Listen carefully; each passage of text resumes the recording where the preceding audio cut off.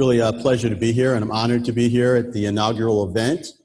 When I got the call, I wondered why anyone would want to hear from me, and I tried to give that some thought and give you a framework for why it might be important to hear about my career and some of the things that I've done. As a starting point, it's listed me as an administrative partner at Blank Rome, which is a law firm that I work at. For those of you not familiar with large law firms, I guess I should share that I'm not the kind of lawyer that most of you see on television, and I'm not the kind of lawyer that people generally talk about. I am among a group of lawyers who works at a really large law firm. There are over 600 lawyers at our law firm around the country and around the world. I am a partner there, and we have a presence in many different markets. And as a result of that, we are really a place that conducts high levels of business and requires significant expertise. I say that not in an arrogant way, but just so you have a framework. So what I like to say is when my relatives contact me about their divorces, about buying real estate, about whatever their problems are, criminal or otherwise, they find me to be absolutely useless because I don't do any of the things that they want me to do. That's not what I do. My practice is a corporate transactional practice where I represent business owners in buying and selling businesses. I help companies raise capital and comply with the securities laws.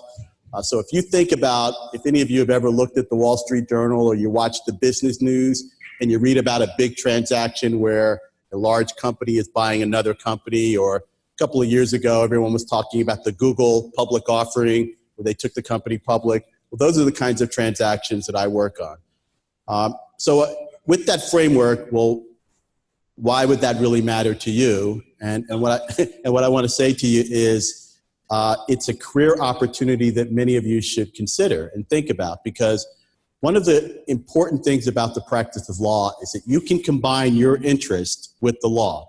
There's nothing that you really are interested in that you can't find a way to practice law. So if you are interested in music, then you can represent entertainers. If you're an engineer, you can be an intellectual property attorney. Whatever your area of expertise or interest is, you can find a way to practice law. What I will also say is it's quite a journey. There are very few, I said again, also say, well, why would anyone want to talk to me about it? And frankly, there are very few African Americans who have risen to the level of partner at a large law firm. African Americans and minorities are incredibly underrepresented at law firms of this nature. They are the most competitive spots. Typically, you have to perform at the highest level in undergrad and at law school in order to even get interviews with these firms. I don't, again, say that in an arrogant way. I'm just saying very clearly it is a difficult job to get, and then it takes 8 to 10 years, depending on your firm, to make partner. And so you've got to be able to show the people around you for 10 full years that you have what it takes in order to be admitted to the partnership. I've now been practicing law for close to 30 years, and I'll tell you a little bit about my career and how I got here. But I want you to know that doors have been opened for me by being able to live and work in this space that are very exciting and the kinds of things that I would love to see many of the people in this room at least consider. And let's just start with sort of the economic side to it. Not that everything is about money, but let's talk about the economics of it. In the world that we live in, it's very difficult to find the kind of job that one needs to take care of your family, to do the things that are necessary to have a good life. Lawyers are well paid as a profession, but lawyers at large law firms are extremely well paid. So if you are interested in having financial flexibility and freedom, that's an opportunity that is in front of you. I will tell you that I had no idea these jobs existed when I was the age of most of you in the room, and I didn't know that lawyers could be involved and do the kinds of things that I've had the opportunity to do. And so when we open this up for Q&A, I'd be happy to share with you some things. But let's just start with background. I mean, how did I get here? I'm not originally from Pittsburgh, but I have been here close to 30 years. I grew up in a small town in New Jersey, raised by a single mother. I'm the oldest of three. My mother worked incredibly hard to make sure that although we were poor, we had a sense of dignity, that we understood and felt that we were special and that we were important. My mother was loving, but she was tough. She didn't take much from anyone, and she certainly didn't take anything from us. And she made it very clear that there was only one standard in our house, and that was one of excellence. The other thing that she made clear is that education is the great equalizer. And I don't want to repeat that. Education is the great equalizer. Not all of us can be great athletes. Not all of us can be great performers, singers, rappers, whatever it may be. But an education will separate you and give you the ability to change your status in life. And you may hear people say all kinds of things that are contrary to that in today's world. You'll hear people talk about the cost of college and the loans that you'll have, and is it worth it? Can you find another job and all of that? And I invite you to take a look at the statistics. If you look at the average earnings for college graduates as compared to non-college graduates, it's over the course of a lifetime, it's no contest. College graduates make so much more that it's just unbelievable that we would even debate the value of an education. So education will change things. So as a person who grew up with modest means, I was able to, with the help of many people, get an education that really fundamentally changed my economic position in life. And I'll give you an example of that, just so you can see it. I was in law school, and first year of law school is very difficult, and I won't bore you with all that, but it's kind of crazy because you don't get grades in law school. You don't have exams where someone comes along and says, oh, you're doing well, everything's fine. You have one big exam at the end of the semester. And you may think you get it, but if you really didn't get it, you find out when the final occurs. So there's no feedback and there's none of that stuff. So we have our finals and the grades come out. And fortunately, I did very well. So here's my situation. I'm living in a small apartment. I don't really have much. I'll go into some of the other economic struggles at that point in my life. But what I want to point out to you is that when my grades came out, I finished in the top 10% of my group, which meant I automatically got invited to a prestigious thing called the Law Review, or the Law Journal, as they call it at Howard. And I went into this place where they said, you've qualified for the Law Journal. And I went to my mailbox, because they said, here's your mailbox. And there was an invitation in the mailbox from one of the top law firms in Washington, D.C. And it said, you were invited to a reception on Thursday afternoon or whatever it is. Congratulations on making the Law Journal. Okay, so again, I barely have a nice suit that I could even wear to this, but okay, fine. Let's take this, let's go to the meeting. I go to this reception at one of the finest restaurants in Washington, D.C., where now one of the best firms in the country is recruiting me to join them, all because of a performance in school in 1 year. So my entire station in life changed based on a set of exams and studying over that 1 year period. And then moreover, I start getting letters from other firms in Washington, D.C., letters from firms all around the country, because I had been able to do that. Now, it's funny how life is, because it doesn't really mean that I was smarter than everybody else in my law school class. I would submit to you that I know that not to be true. But I was able to perform when it really counted, at the moment that it counted, and it fundamentally changed my career opportunities. So from that path going forward, I was now in a position where I could get a job at one of the firms that I've been fortunate enough to work at.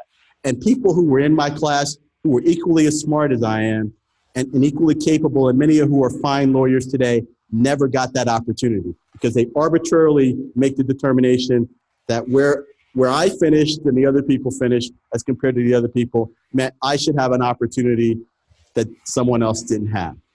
And I give you that just as an example of what education can do. It is the equalizer. It changed everything. It didn't matter anymore what my background was. It didn't matter any of that. What mattered was how I performed on those exams. Now, obviously, that meant I had to study throughout the course of the year, but that's an example of that. And I'll give you a funny example to show how, unsophisticated I was at that time, when I was traveling around to interview with law firms, and I'm staying at these beautiful hotels, and I get a knock on the door, and someone comes over, and I'm like, I don't know anybody here, so why would they be knocking on my door? And they said, there's a woman there, and she says, would you like me to turn down your bed service? And I'm looking at her, like, trying to understand what it is she's talking about. I don't know what bed service is. It sounds weird. And I'm wondering whether the firm is giving me some sort of test, like, is he an ethical, moral guy, or is he prepared to do some other things? And I laugh about that now, but I had no idea what that meant. But slowly but surely, through education, opportunities were created. And so that's something I want you to understand. And then the other thing I want to share with you is how important it is to never give up.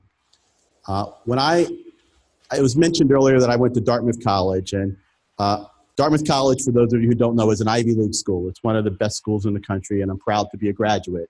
But I was not ready to go to Dartmouth College. Okay, my grades were great at my little high school, and my test scores were fine, but I had no idea what I was in for when I showed up to the Ivy League. First of all, many of the people there were incredibly wealthy. They had gone to the best schools in the country, and I did not. And I remember sitting in a classroom where they have placement tests, and they say, I guess I got one of the lower scores on the math placement test, so I was put in the lowest level math. So I go into the low level math course, and everybody is yelling out answers in unison, and I have no idea what they're talking about. I literally don't know what it is. People are going, what's the square root or whatever, and everybody yells out because they're doing the basic work, and I don't know what they're talking about, literally.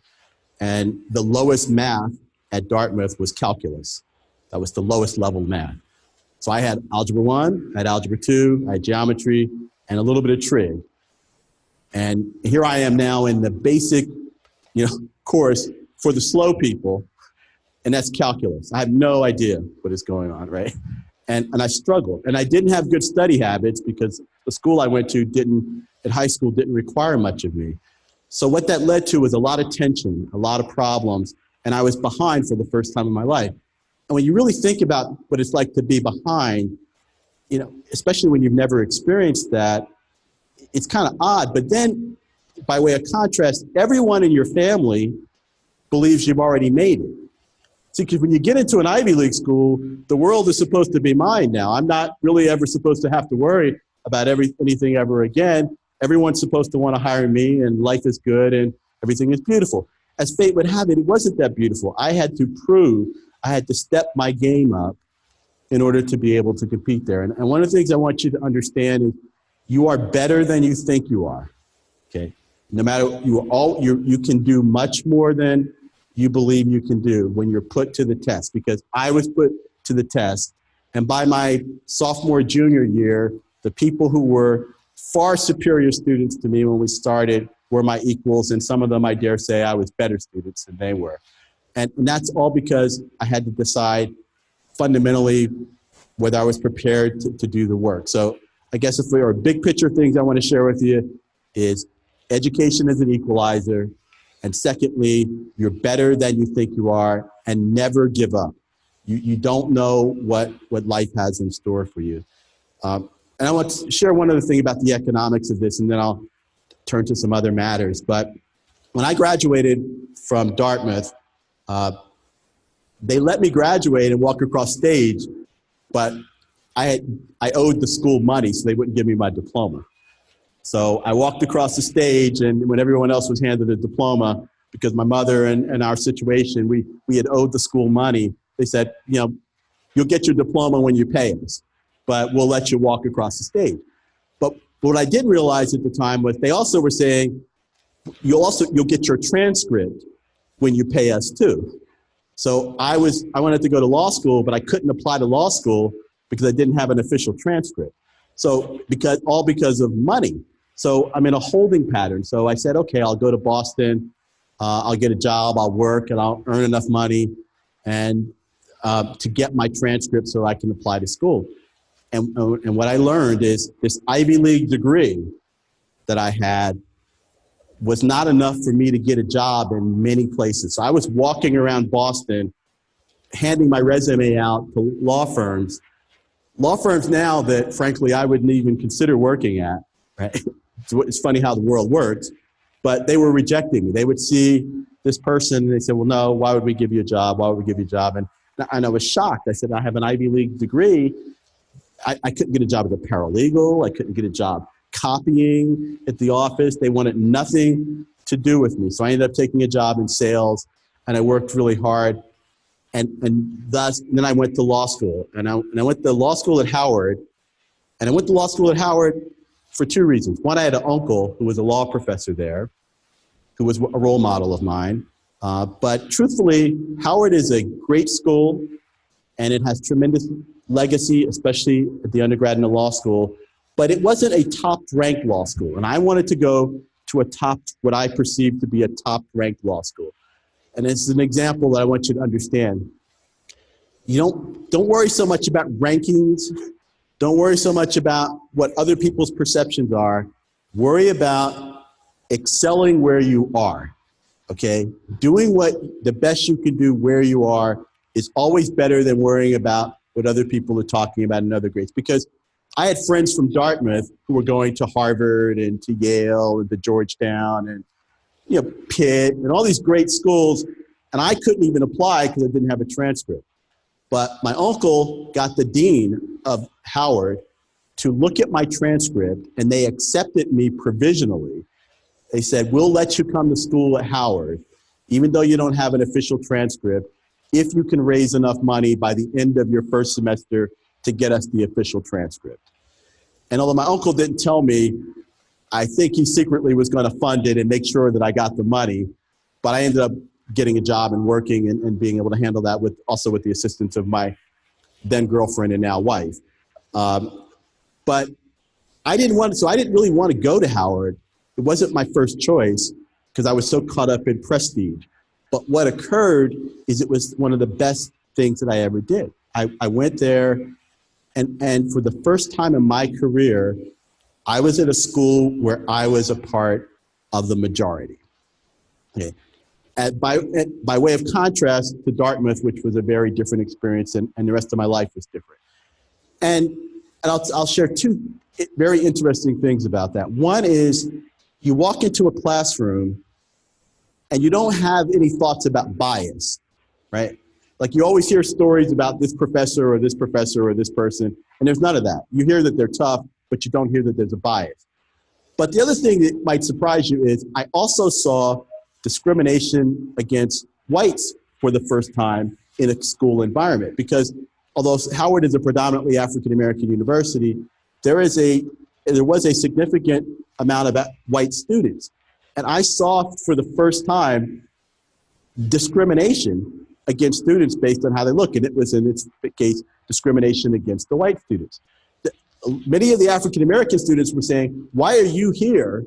You're taking a spot that should be going to an African-American. This is our school, right? And it was the first time I had ever seen this reversed. And I had a very negative reaction to that. And I became very good friends with many of the white students because I had a reaction to that was, I have faced what they're facing today.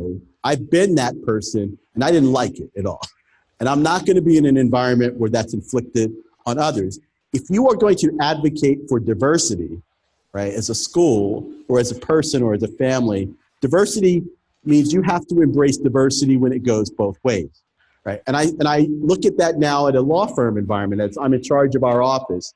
And what I tell people is, if you are going to talk about diversity, then you have to mean it, right? You can't only talk about diversity when it's to your benefit.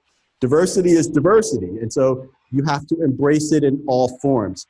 You look at everyone and treat them as an individual and recognize that there are biases. And so I want to share that because it's unique to have my experience to be at these two different environments where in the one, people are making you wonder whether you belong. And in the other, you have people who look like you who are saying they're taking our spot.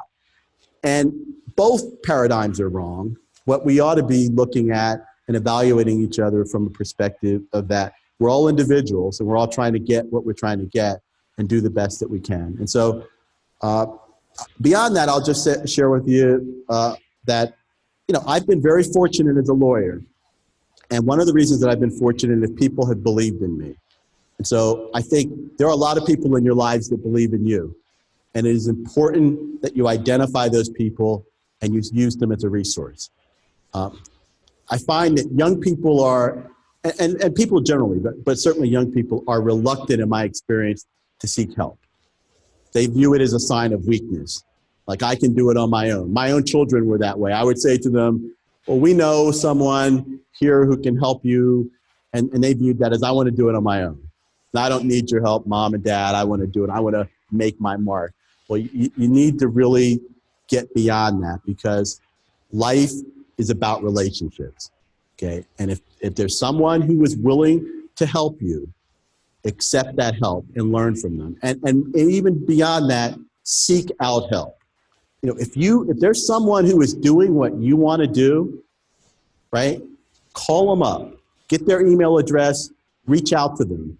I mean, you never know what will happen by outreaching. You would be surprised how happy people are to be a resource to you. So there are people who believe in you, and you should use them to your benefit. And then the corollary to that is you have to believe in yourself.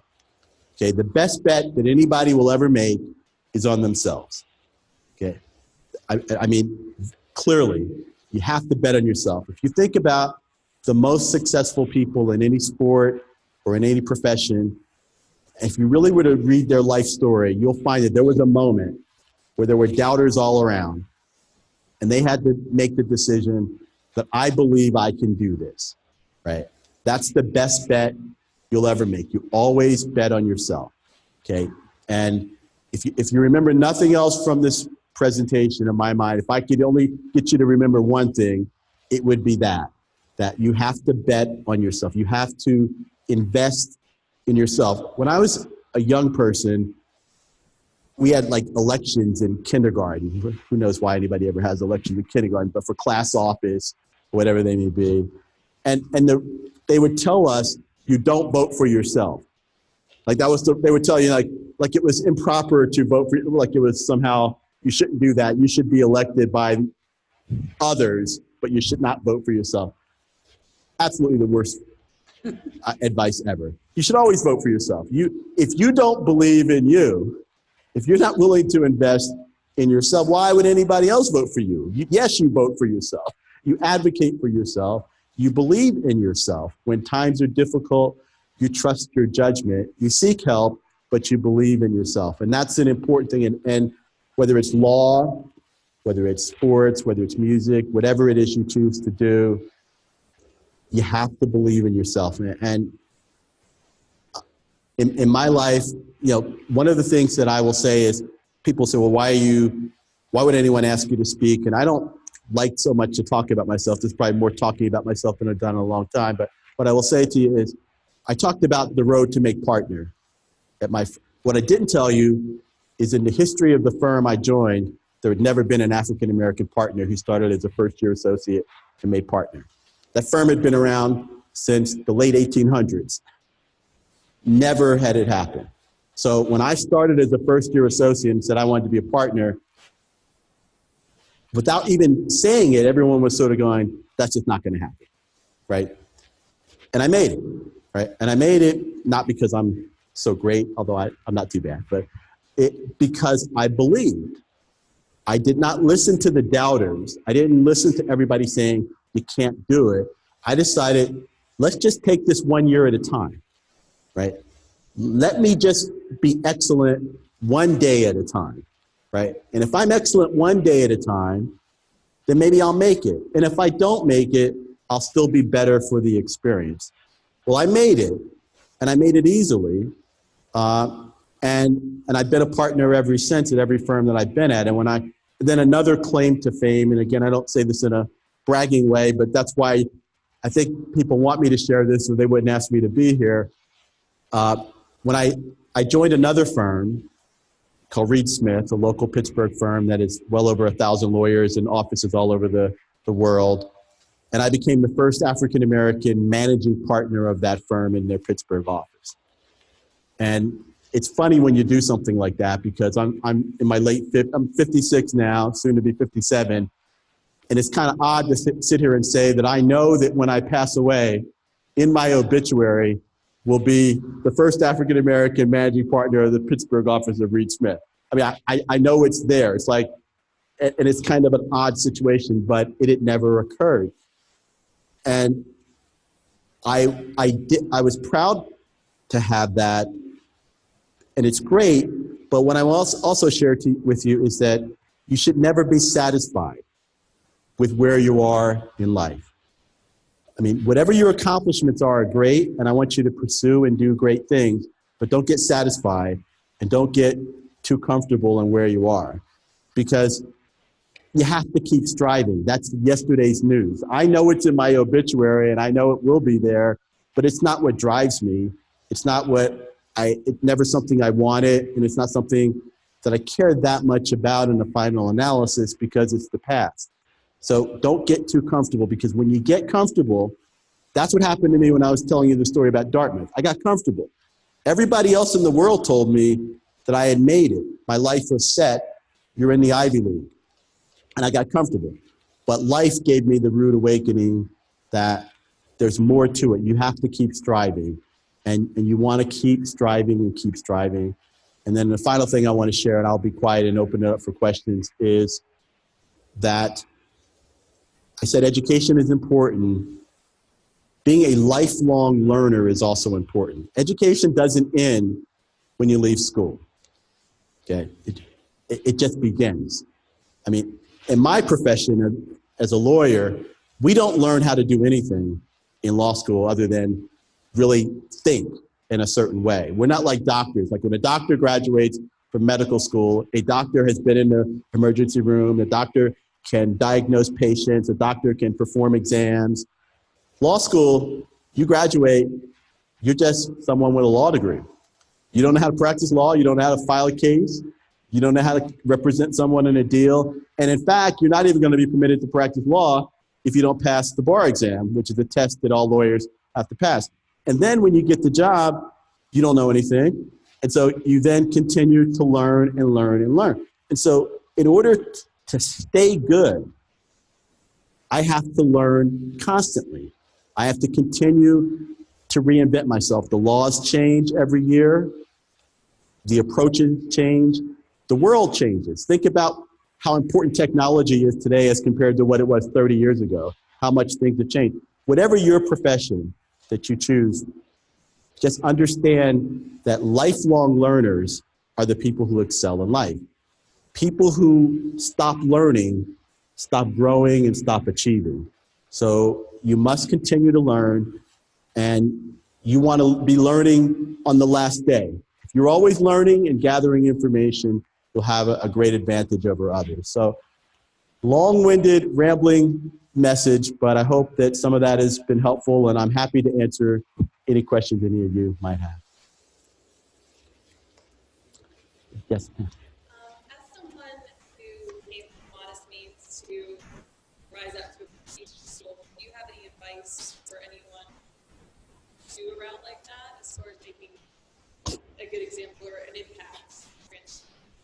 Well, I think that, again, it goes back to your confidence. I mean, you have to believe in yourself. If you transfer to a school, there will be doubters. There will be people questioning whether you belong there. And you have to, again, believe in yourself. The other thing I would say is be open to creating new relationships with others.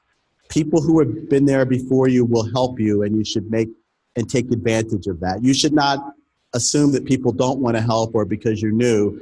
Rather, to the contrary, you should find people who have similar interests, whatever your interests would be, reach out to them and become part of that community as quickly as you can, but always believe that you're ready to take the next step. And if you find that you have a deficiency, don't run from it, run into it. Go find someone to help you with it and attack it.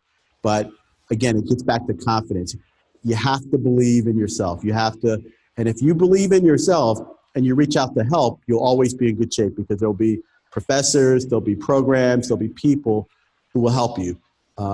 So that would be my advice. And yes, ma'am.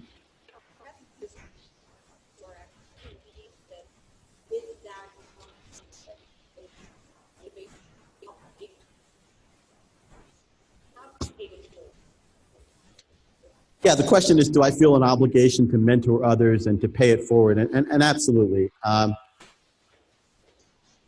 It really drives me in an interesting way, because I mentioned earlier that law firms are not very diverse.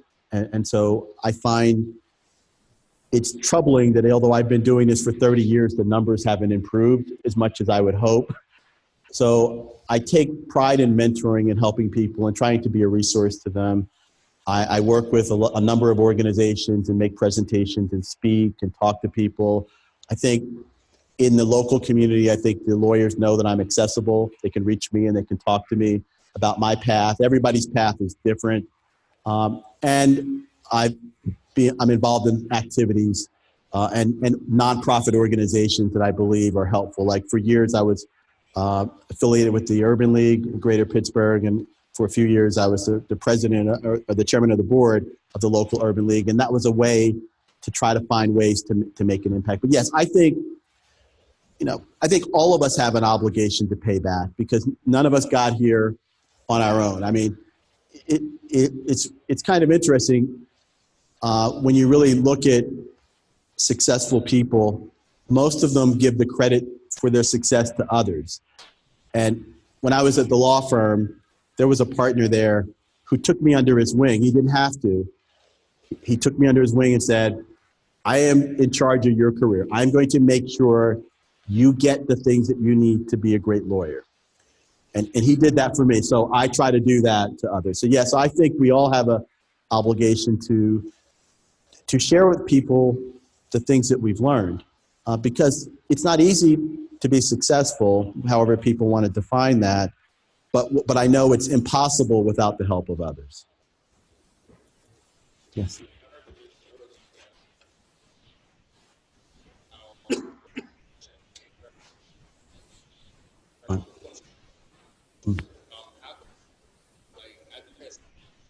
Right?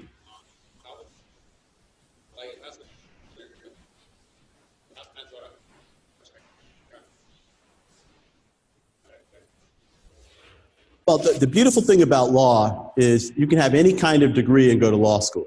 So my view would be you pursue and continue your engineering and take care of that. And if you then decide you want to go to law school, there are many lawyers in my office or my firm who have engineering degrees. And it comes in great handy because I'm not a technical person. I don't have a technical background. Actually, my wife's an engineer, so she would get mad at me if I said anything other than that, by the way. But I don't have a technical background. But to be a patent lawyer, to work in certain areas of intellectual property, engineering background is tremendous. To represent entrepreneurs, local entrepreneurs who are doing incredible things here. We have a tremendous technology practice in the Pittsburgh region. Your engineering background would be helpful. They would love having a lawyer who could sit in on meetings with their engineering staff and understand and be able to translate that into effective work. And so again, that's the beauty of a law degree. You can take it where you want to take it based on whatever your background is. Yes, sir.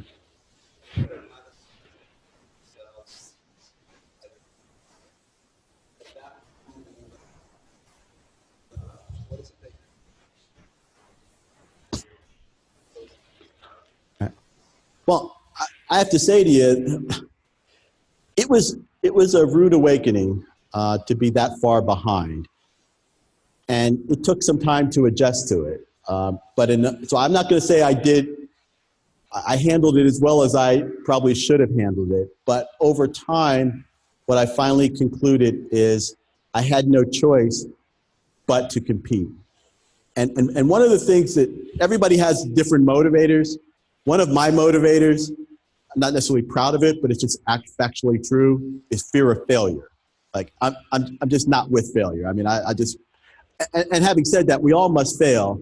And if you're not failing, you're not pushing yourself. So you can't be that afraid of it. But personally, I fear failure. So to answer your question, the thought of going home to my mother and saying to her and saying to all these other people that I couldn't step up and get it right was too much for me. So I just decided I had to buckle down and get it done.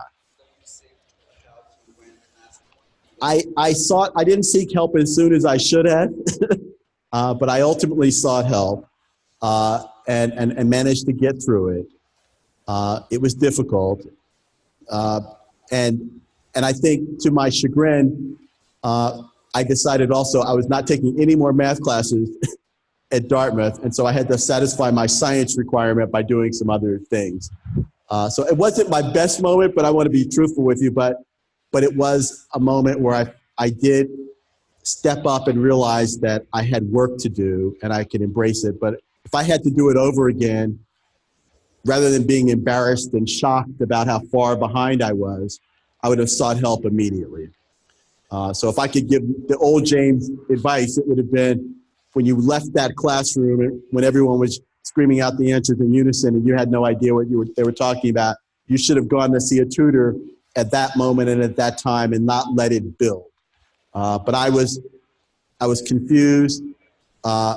It was a new experience, and not to put too much on this, but it probably would be disingenuous for me not to share that being an African American at a school like Dartmouth I went there. I graduated in 1984. For those of you who don't know, Dartmouth is in Hanover, New Hampshire, which is in the middle of nowhere. It's the closest big city is Boston, which is 2.5 hours away. There are very few African Americans in New Hampshire, and there are very few in Hanover for sure, and most of them are affiliated with the school. And there was a vocal minority, and I want to stress they were a minority, but there was a vocal minority that made it very clear to the African American students that they didn't think we belonged there, and that we were all sort of affirmative action kids, and we weren't really worthy to be at the school. And I let their stereotypes of me impact me a little bit, because reaching out for help in my mind was validation that I didn't belong. And so I was being silly. I was sort of trying to deal with too much. What my focus should have been on dealing with my problem, which is I needed to catch up. But I internalized that a little bit, and I didn't seek help fast enough. And then just to end this in an interesting way, but what I later learned is many of the students who failed the placement test, like I did, I failed it because I didn't know. Some of them failed it on purpose because their classmates had gone to prestigious prep schools, and they had told them that if you failed the placement test, they'll put you in calculus, which is the same book that we're using this year, and you can get your first A and you won't have to work very hard. So I didn't realize that because I didn't have that information, but many of them I shouldn't have been competing with at that time anyway, but they knew the system and they knew the game. And that's one of the things when you ask about, do you mentor, do you talk to people? Part of life often is getting access to the information and to understand the game. And if I had known the game, I would have maybe fared a little better because they had exams from prior years. They had other things that I didn't have. But again, in short, I let some of that baggage affect me. And I will say to you, we live in an interesting world today with a lot of stuff going on. But as it relates to your career and what you need to get done, don't let that baggage get you confused about your goals. You have to take care of your business, handle your situations, get your grades, get your accomplishments taken care of. You can go save the world after you are accomplished. But I was a little confused and I was reluctant to seek help when I should have sought it. Okay. Yes, sir, Rico. The highlight of my career. That's a good question. Well, it's probably not any one accomplishment, but I guess the highlight of my career has been that I've had the pleasure of working with an incredibly talented team of managers and CEOs and executives for close to 25 years. And in each one of their business ventures, all of which have been incredibly successful, they have used me. They always use me. So I'm proud of that because they could use lawyers all over the world and they're incredibly successful. And they have made the decision that I am the best lawyer for them and I represent them and now their family. And so what that says to me is that I am delivering value as a lawyer that is so great that I am viewed as, I don't want to say indispensable, but I am a key part of their business venture. And they are such excellent people and bright people and good people that to me it's a validation that I'm practicing law the way it should be practiced. That's probably what I would say. Yeah.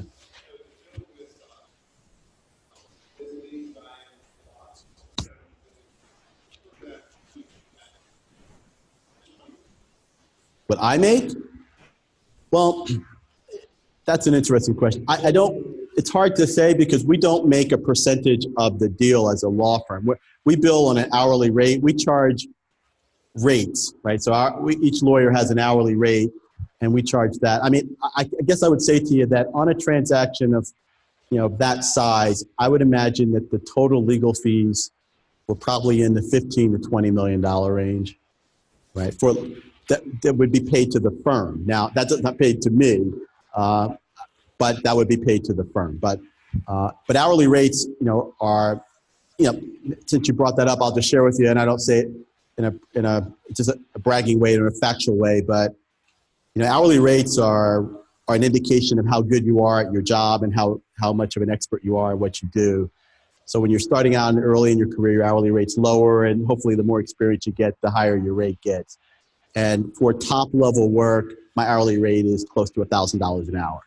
So to give you a framework for what it costs to hire me on a deal. And again, that's not in a bragging way, but that's in a way to let you know that a little guy from New Jersey who didn't really have a clue about a whole lot of things is now in a place 30 years in where in order to talk to me or get my assistance on a transaction is close to $1,000 an hour. And that's a reflection of hard work, a lot of good fortune, but it's something that anyone in this room, in my view, can do. So that's maybe to give you a framework. Another way to answer it is that it is, unfortunately sometimes for our clients, but fortunately for those of us who have the expertise, that's the going rate. And what that means is there are a lot of things that I can't work on because I can't work on small matters because it would just be cost prohibitive. So what I have to do is work on larger transactions and have a different kind of expertise. Yes, sir.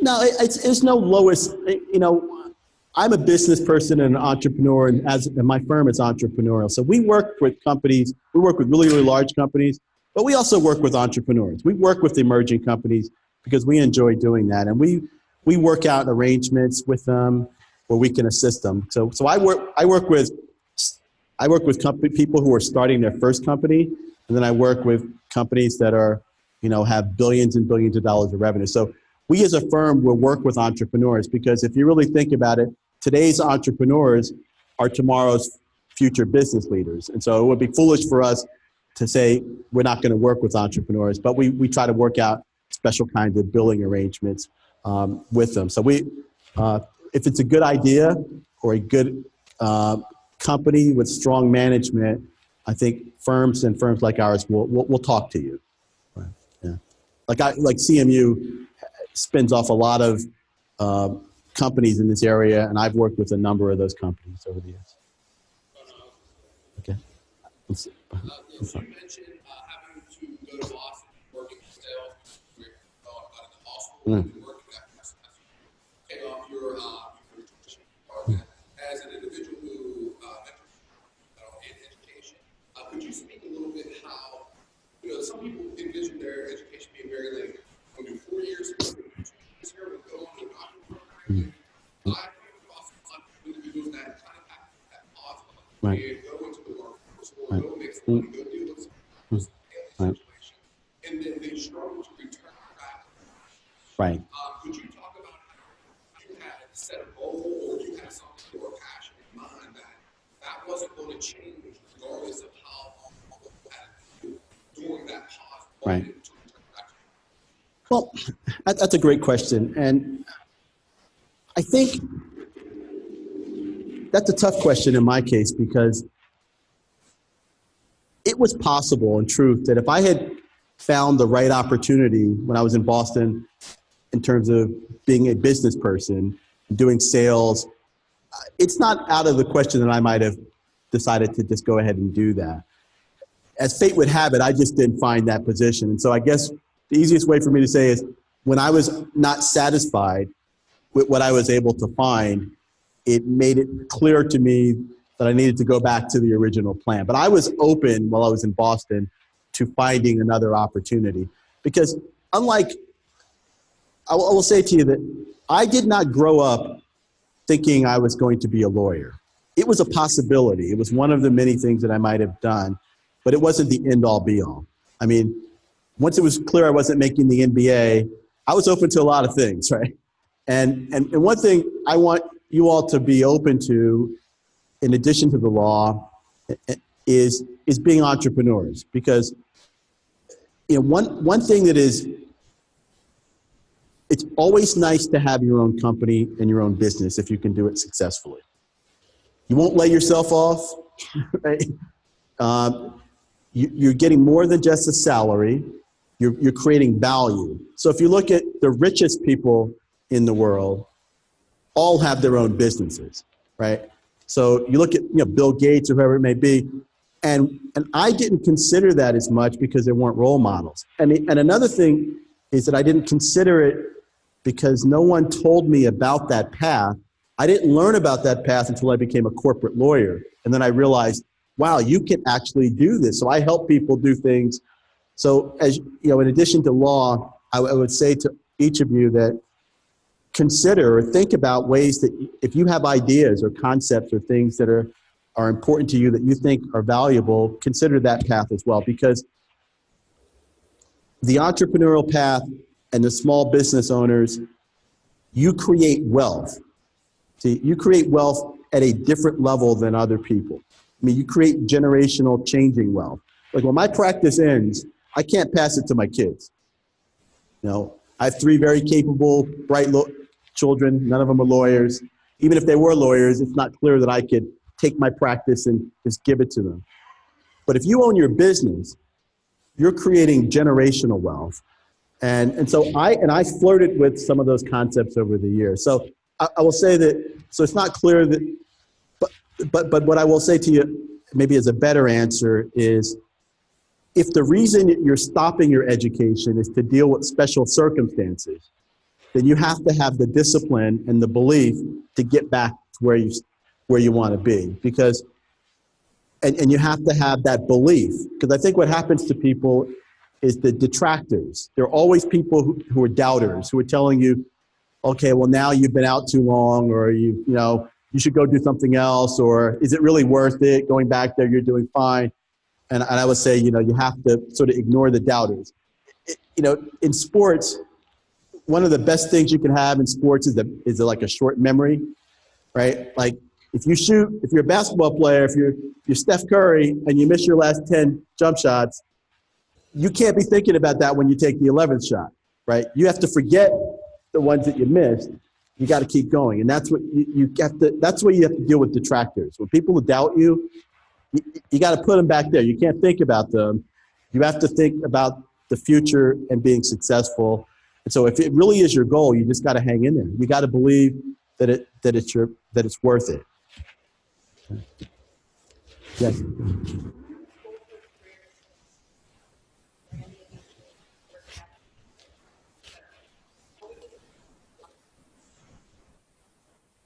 That's a great question.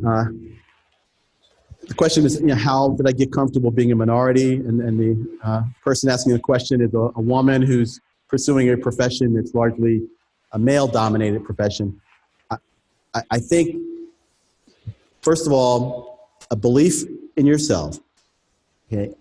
And then I would say also a recognition that you have to be better. I mean, I'm not going to kid you. You have to be better. You have to develop a brand that represents excellence, so that every time they see you and every time they see your work product, and it won't mean that you won't make mistakes. None of us are perfect. I'm not suggesting that. But you have to, in my view, recognize that you have to be better. That you can't look at it as if you're going to be treated like everyone else. So the way I looked at my work product always was, it's going to be the best. It's going to be the best that I can do. Okay, and it's always going to be the best. And when they're sitting around in the room talking about who the best people are, my name is coming up. And I think you really have to look at it that way, because in my experience, the biases that people have really jump into place when you make mistakes or when you're perceived as being unprepared.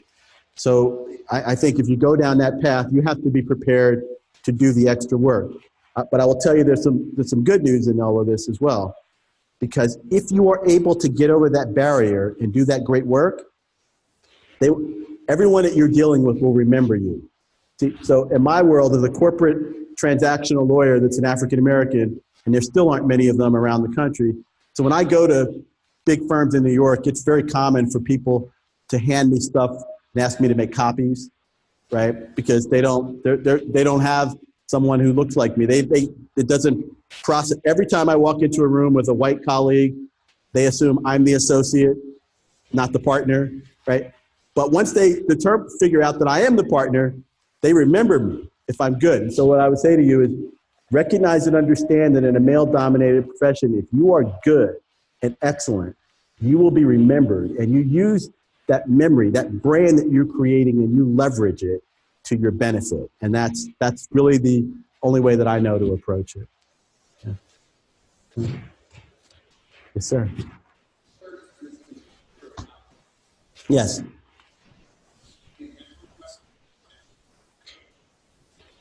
Well, I'm not necessarily being mentored by anyone in the law, I guess I would say. I've crossed that path, that bridge where I'm probably, I know about all I need to know about practicing law, but I still have mentors about life. I mean, I still have goals, and I still have things that I want to accomplish, and I still have a support group that I reach out to, for advice. I mean, part of, for the young people, this will sound silly, but for some of the older people who are listening, one of the most difficult things to deal with in life is success. Okay, so people think it gets all easy after you're successful, but it really isn't. It's kind of hard to deal with success, and that's why you need mentors and guidance to deal with success, and I have those kind of people, for sure. Okay, everyone, I see people leaving the room. So before you guys leave, can we just give Mr. Barnes one more round of applause for what he's done for us today? Thank you so much. Thank you to everyone from the Pittsburgh Public Schools that attended. Let's give them a round of applause. CCAC family, please. Okay. And Mr. Barnes, we would be remiss in not giving you a tangible thank you for what you've done today. So our CCAC marketing department has put together this swag bag for you that we want you to receive. And this is as a thank you for your time today, sir. Okay. Thank you so much. And I also want to thank all of the people that have streamed in wirelessly today through our college-wide stream. Thank you. And this is not possible without you all college-wide as well. So everyone have a great day. Thank you.